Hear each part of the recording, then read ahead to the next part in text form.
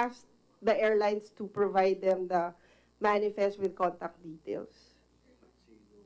We do. The Epidemiology Bureau of the DOH was instructed very clearly to get the flight manifesto. And from there on, I thought that things would be as usual, that there shouldn't be any problems. But now, I'm being very strange. They're saying that the airlines are the ones contacting the passengers and informing them, and that we're not given the number. But all of these will be subject to validation, Your Honor, so that we will know exactly how to address this issue. It is a very serious issue. Yes, Secretary. At, Yes. you know, ang Yes, yes. mas nakakalungkot, parang hindi kayo nag-uusap. No. Di ba? I mean, di sana, Secretary Duque, you could have coordinated with CAAP or CAB na may ganito kayong difficulties na hinaharap ngayon. Sir, Secretary Duque, once you have the manifest already, bigay nyo sa PNP. 3 days lang yan, maximum 2 days. Accounted lahat yung tao na yan. Huwag din nyo suluhin ang problema. Hindi niyo sinishare sa ibang ahensya eh. Sabi nyo, competency. Turuan yung police anong gawin para hindi mag-spread yung virus. Di ba? 2 days lang yan, accounted lahat ng tao na yan. Overwhelming yung consensus ng buong Senado na unacceptable po yung at this point in time, we are only talking about the passengers on the plane, 17%. 17%.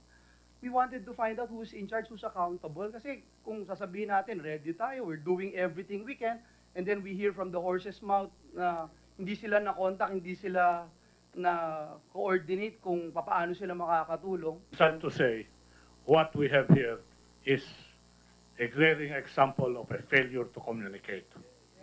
The Senate committee is now asking for what should be the protocol or what should be the template for the process. You know, if the Department of Health will be the one that will follow up the airlines, and the Department of Health has no ascendancy nor power to put suspension or to force compliance, they'll not follow. The protocol should be, once there is contact tracing, CAAP and CAB should take it upon themselves to commence and trigger the contact tracing because they have the power and the ascendancy over the airlines. Hindi ho ba kung magpa-follow up tayo, ang magpa-follow up yung may poder at may authority para sumunod? Kung ang magpa-follow up ho, walang poder at walang authority, Panginoon ko, hindi ho susunod yan at magdedela yan. I won't throw blame all over the place except at CAB and the Bureau of Immigration. These two characters here should do their jobs. As I was just telling them, when it's time to throw people under the bus, please, the bus is there. This is quite operational, and I have been in touch with our Epidemiology Bureau. In fact, for the record, I would like to state his name. His name is Director Ferchito Avellino. And in all of our meetings, there has been no indication or no issues raised to me that this is a problem.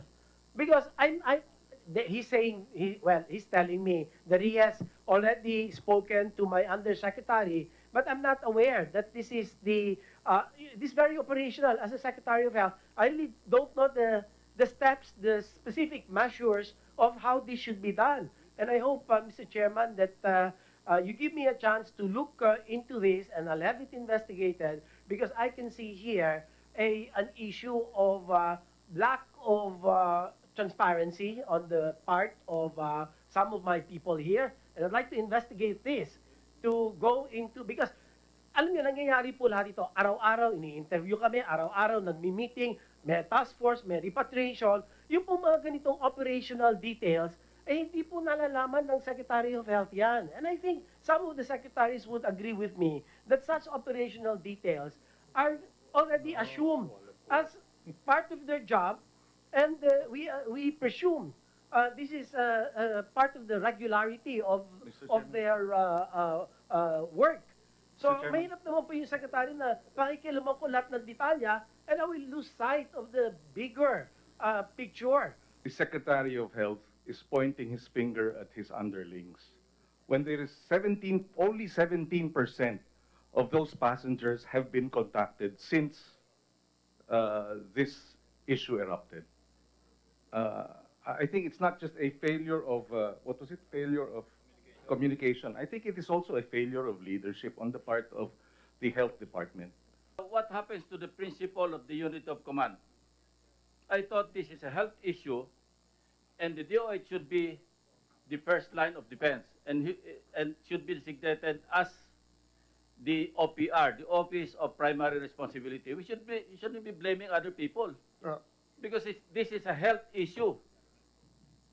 And it's wrong to point to BI and CAAP. It should be the initiative of the DOH. And what we have here, as Senator Pangilinan mentioned earlier, is a failure of leadership. If I may I just simply say that it was the instinct of the Department of Foreign Affairs when a health issue came up, we immediately surrendered authority to them. That should have been surrendered by That's the two exactly my characters point. I have mentioned. That's exactly my point. The DOH should be in charge, on top of the situation, not the CAAP, not the BI, not the DOTR, but the DOH.